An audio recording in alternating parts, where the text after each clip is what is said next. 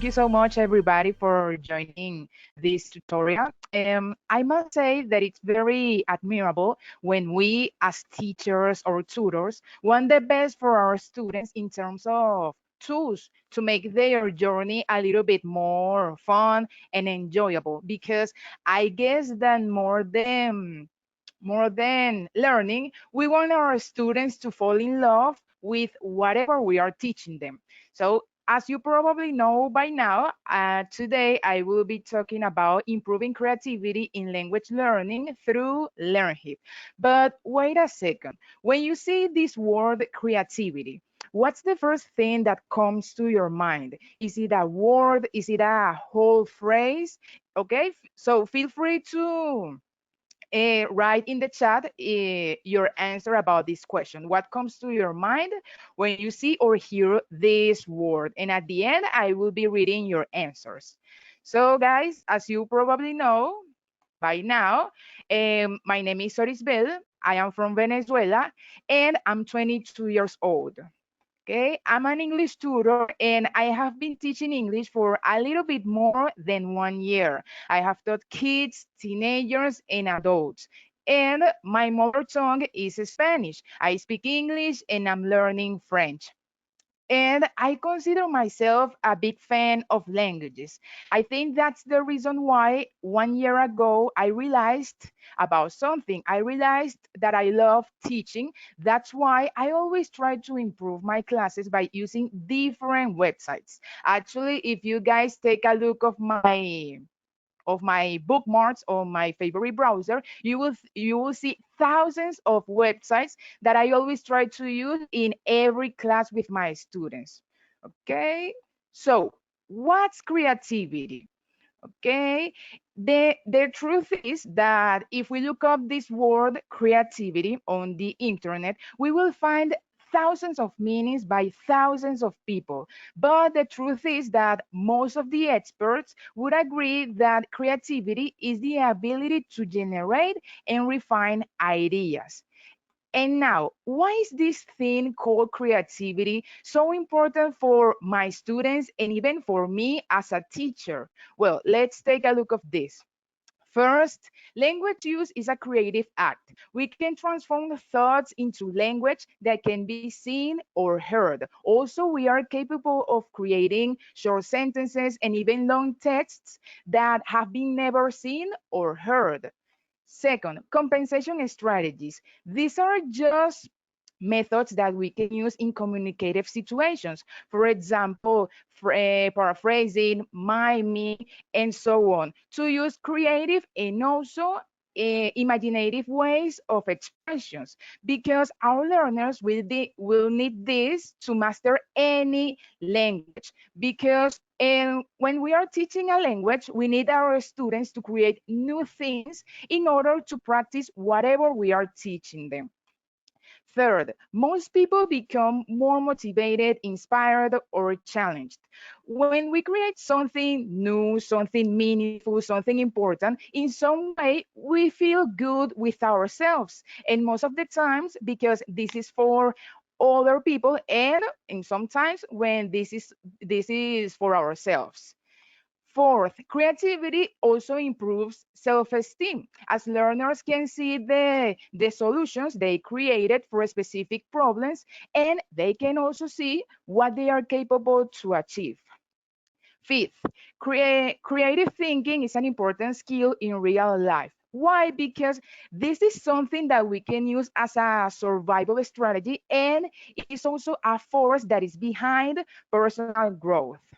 Okay, this might sound a little bit obvious, but yes, most language educators would agree that language education should have something to do with creativity, whether that means their teaching should be more creative, that they should use more creative text to teach with, or they should inspire students to use language more creatively. It also attempts to imagine how our idea of language learning might change if we treat creativity as it really mattered, as it were more than just a way to spice up a boring grammar class or a label we give to our students they have a tone of phrase in whatever they are saying. So we cannot help but see creativity as the deeply political act it is, as a way of shifting power relations among people and new ways to see the world. So the first step in encouraging creativity among learners is to create the conditions in which all of their linguistic competencies and experiences are validated. So uh, you need to your student to be as creative as he can. Okay, you can live in and say, okay, you have to think creatively and you have to imagine whatever you want. Of course, we have to establish some limits, but the point is that our student has to be creative. So this is how creativity and language learning might look like when we start thinking outside of the box of learning. Okay. On the other hand, I would like to show you something which is the type of classes. Today, I will talk about two specific ones. The first one is formal practice, also called controlled. In this case, we have the typical whole fields in all its variations. I'm pretty sure that at some point we all have done this kind of activities, the kind of activities in which we only have a specific answer.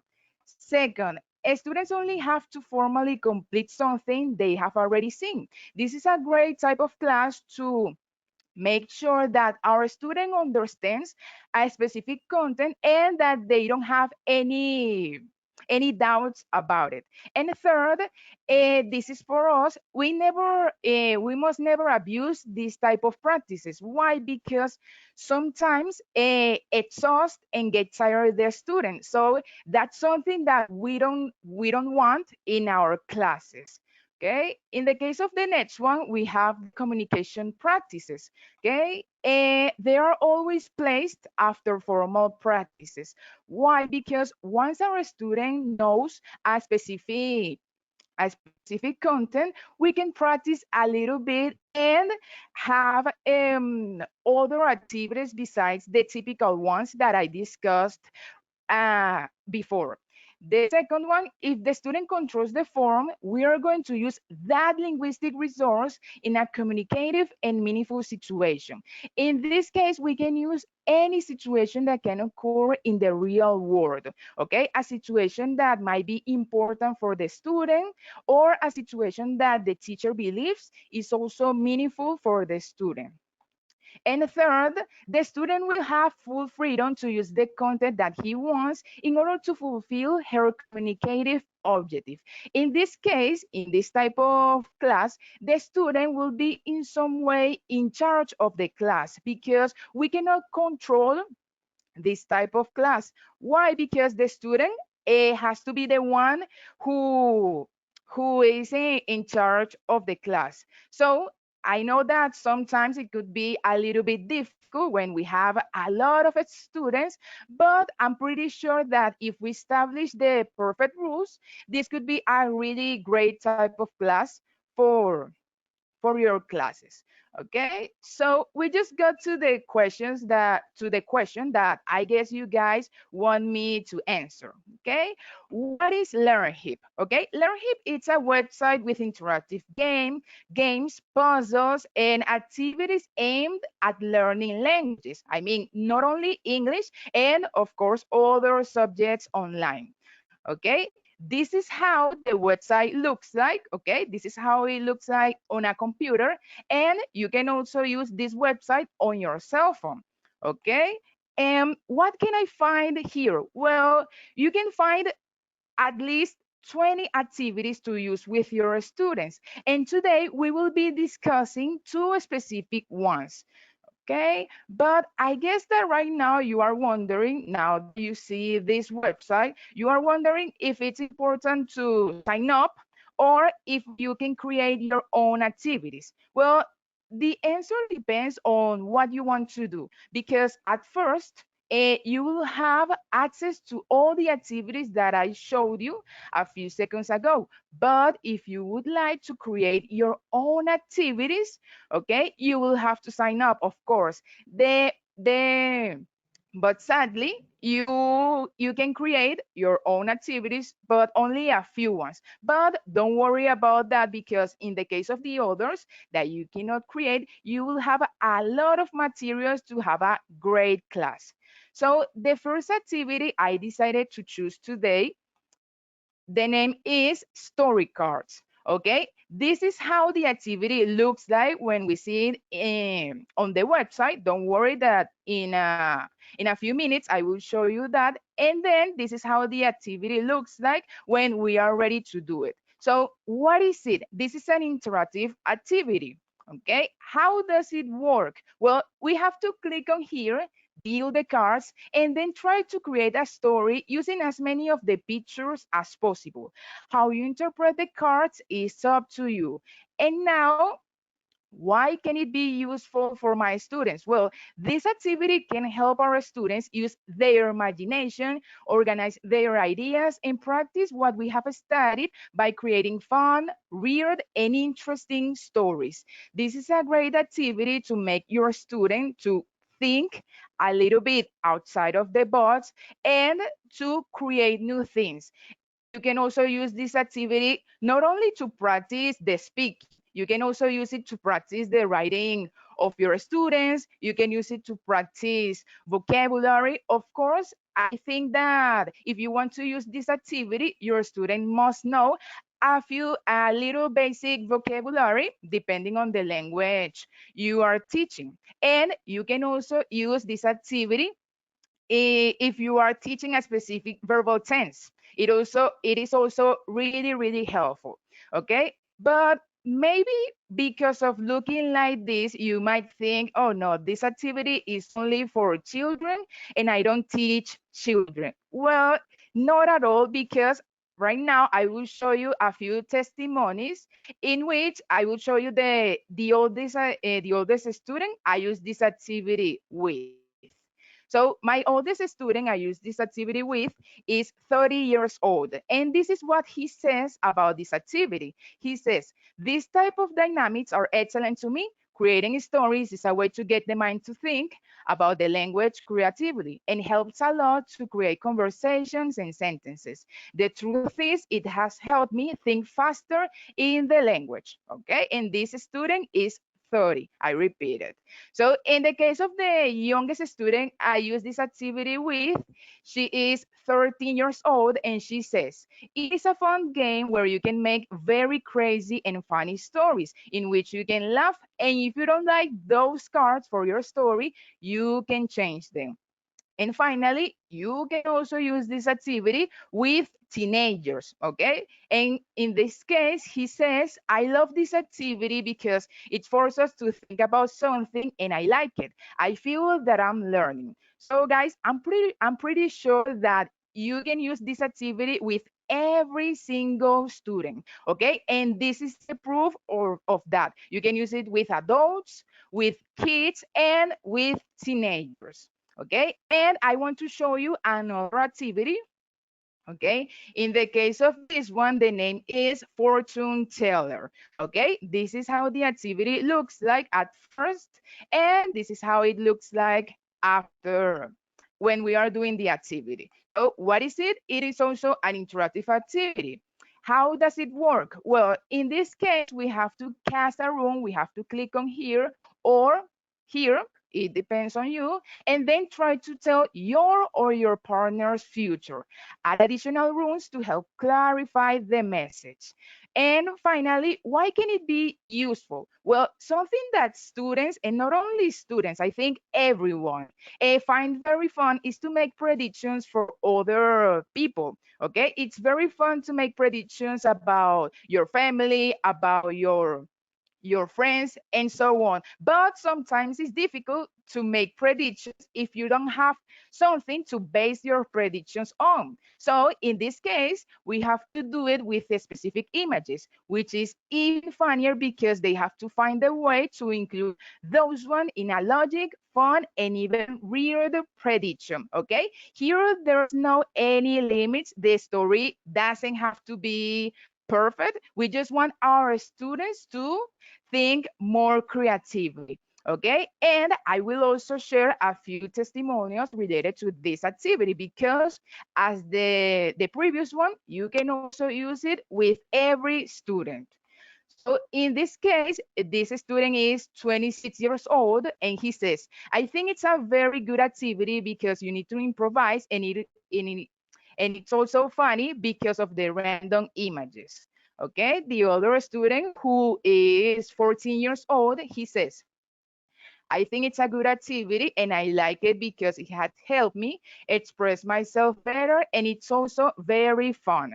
And finally, the last student who is 16 years old, she says, in my opinion, this activity is very funny and interesting because I think that I can practice more my speaking and remember words that I don't use so much. And in this case, I use them and I love it. So guys, I repeat it. This kind of activities might look like a little bit for children, but they are not, okay? You can use it with every single student and I'm pretty sure they are gonna love it, okay? So guys, now I want to show you how to find this website on the internet, okay? In my case, I will be using in Google Chrome, okay, actually you can use any browser. There's no any problems related to that. So I will type something specific. I will type activities for online teaching and learning Learnhip. Why? Because if we want to find this website, it will be very difficult to find it just with the name. So this is my recommendation. Activities for online teaching and learning Learnhip. Okay, and it will be the first one that we can see right here. Let's click on here. Okay, so just like I showed you before, this is the website. So let's start by logging. Let me show you the process. Okay, let's click on here on register. And well, this is the typical information that every single website asks you when you want to register.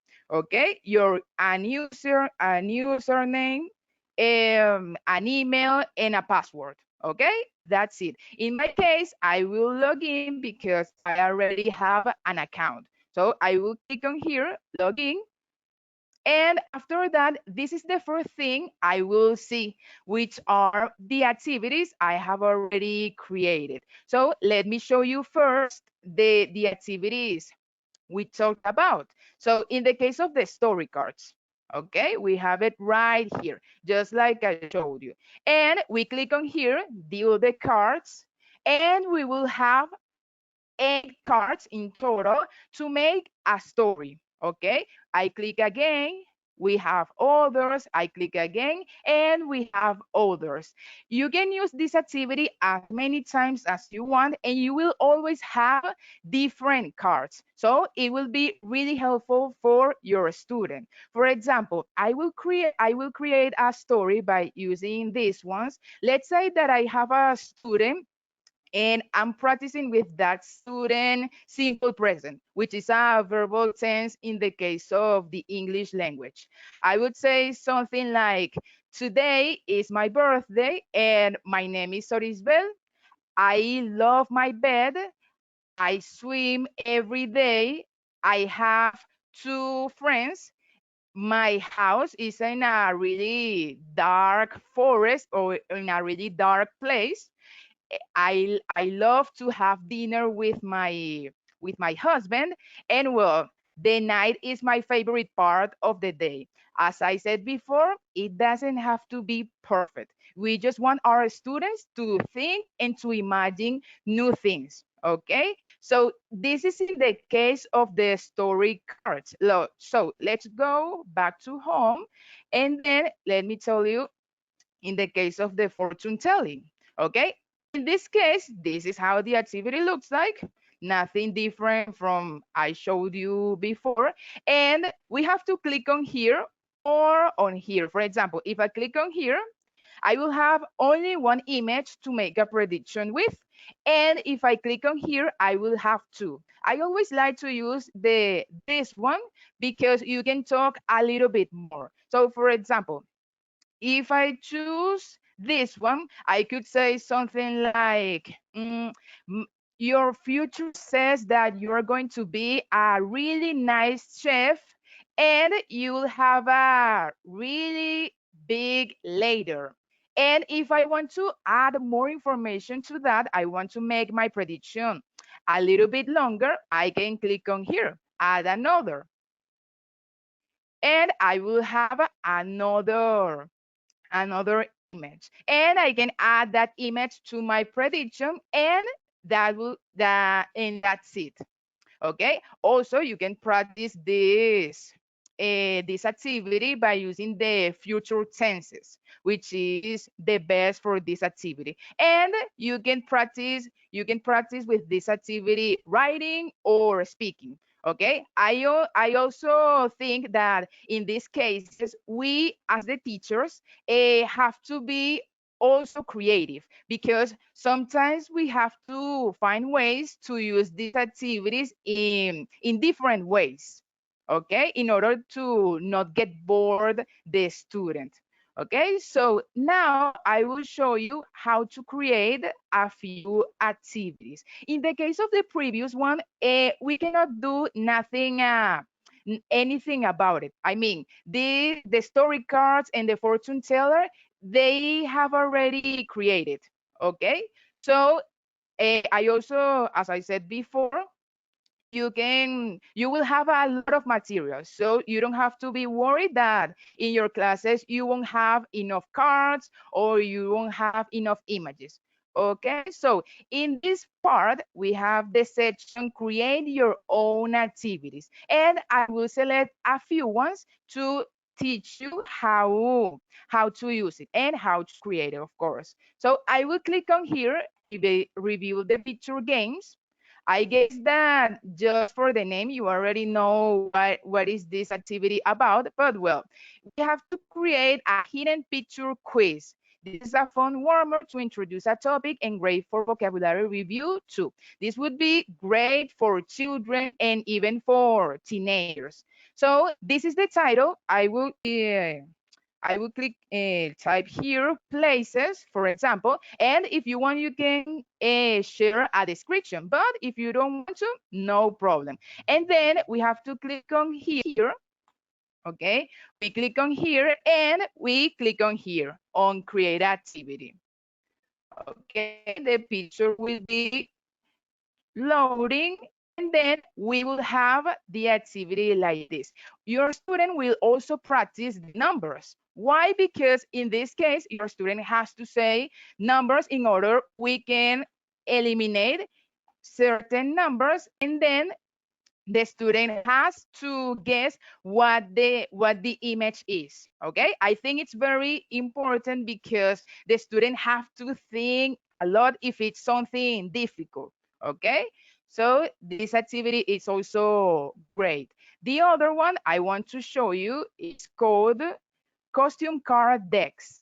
Okay, this is a card set creator. In this case, we can create sets of up to 50 cards, which can be drawn randomly or in their original sequence. Great as conversation or grammar prompts, vocabulary review, etc. So in my case, I will make a card set related to simple present verbs. For example, and here we will have the description. I repeat it, it's optional. And in the case of the card number one, I want the verb eat. In the case of another one, we click on here. If we want to add another card, I would choose play. Next one, I would choose fight. And next one, I would choose draw. So right now I have 4 verbs, and I will click on create card set. Okay, so this is like a preview of what we will see on the activity. And you will also get a link that you can share with your student, or if you want, you can share it on your own screen. So let's go to this link. And this is how the activity will look like. For example, I will click on here, start, and we will start seeing the verbs I wrote before: play, draw, fight, and eat. This is also really nice when you want to practice certain things, verbs, phrases. You can write whatever you want in order to your student to practice. And your student could also create a story by using this kind of words. Okay, you can also have the mode, for example, no repeats, infinity, and sequence. Okay, it depends on how you want to use it. And the final activity I would like to show you is named skater sheets. Okay, in this case I will write past part past participle verbs: fought, played, eaten, and finally drunk. Okay, I have these four verbs, and I will click on here, create online skater sheet. And this is how the verbs will be shown. For example, in this case, you have to describe, and also your student have to choose a word and describe it, and your student have to guess what word I am talking about.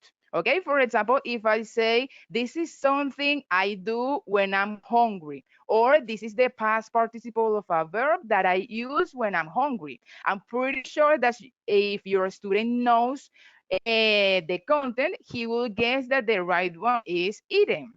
And for example, this is something that you do when you are thirsty, or this is the past participle verb of of yes, of something that you do when you are thirsty. Okay, and I'm pretty sure that your student will say, okay, the right answer is drunk.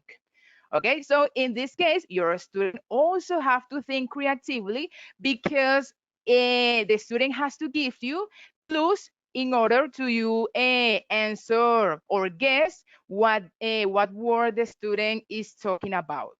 Okay, and okay, and finally, I would like to show you how this website is divided. For example, here we have the home part, which you already know really well by now. So here, if you don't want to check all these activities one by one, because as I said, there are 20 activities, you could see right here the sections. For example, if we are looking for conversation questions, here you have a few activities related to that. In this case, you also have create your own activities. We are missing a few ones, but this will be like a homework for you guys to check these other activities and see if any of those are really helpful for your classes. And the next one, we have share screen activities. In this case, we have a lot of activities, and we have group activities. Here we have the ones we discussed a few minutes ago, which are story cards and fortune telling, activities for self-study, and finally other resources. In this link, you will find, as the title says, other resources and other opinions about other activities, ideas that I think that we as teachers always need those kind of things. Okay, excellent. So this would be Learnhip. This is as I said, a great website if you want to improve your students' creativity. And by now, I guess you know why did I tell you this? Okay, so now I would like to share with you guys a few extra advice. Okay, I know that I have been only teaching for 1 year, but believe me when I tell you that during that whole year, I have learned a lot of things. I have learned things from my students, and I have learned things from my other friends that are also teachers. So my first extra advice, okay, in the case of the first one is motivation. I believe that motivation is something very important for our students. Why? Because when we want to learn something and it turns out that this thing is not, it's a little bit more difficult than we thought, okay, our students tend to get frustrated a little bit. And that's the moment in which we are to tell them things like, you can do it, this is just an obstacle that you are going to get over, of course with the right hard work that comes behind. But that's really meaningful. Motivate always our students to be better students of the language we are teaching them. Next one, teacher expectation can and do affect our students. When I see this word expectation, I believe this is something related to how hard we are as students, we as teachers believe in our students, okay? And in some moment, this has uh it's really helpful for them because they could say things like, wow, my teacher really believes in me, so I don't want to let him down. Okay, I want to do my best because my teacher trusts me. So that's also very important. Okay, the next one, always correct them in a good way. I know that this could sound a little bit obvious, but yes, it's really meaningful when we know how to correct our students, because sometimes we could say things that are a little bit hurtful for them, and if we do that, the student might be a little bit sad, and then he would like to quit the language and stop studying it. So I'm not telling you to lie your students, because that's not okay either. But what I suggest you is to find the right words to say things.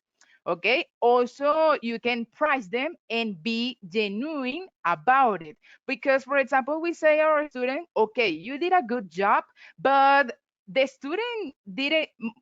Sometimes the student doesn't know how he got that right answer. So it would be also good if you say your student, okay, you did this well because of this or because of that. I mean, the student also needs to understand why he did a good job.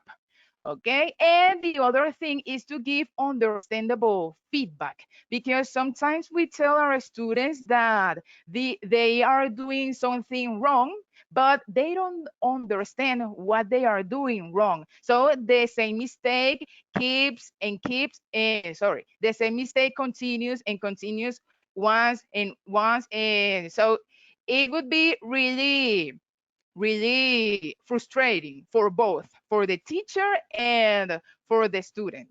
And finally, eh, offer them all the possible tools so that their learning journey can be the best. I think that right now we all are doing this one, because just with the fact that you guys are here, as I said before, it's very admirable because you want better things for your students. You actually worry about them.